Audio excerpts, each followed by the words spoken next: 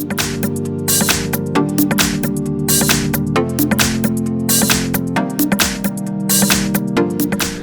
I have VIVO Y21L, and let me show you how to reset settings on the following device. So at the very beginning, let's start by using the home screen. Let's here find and select the settings right here. Scroll down and choose here more settings. Select here the backup and reset and choose reset all settings. So this will reset all settings.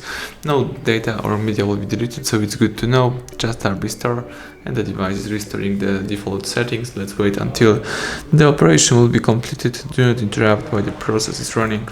Let's just simply wait.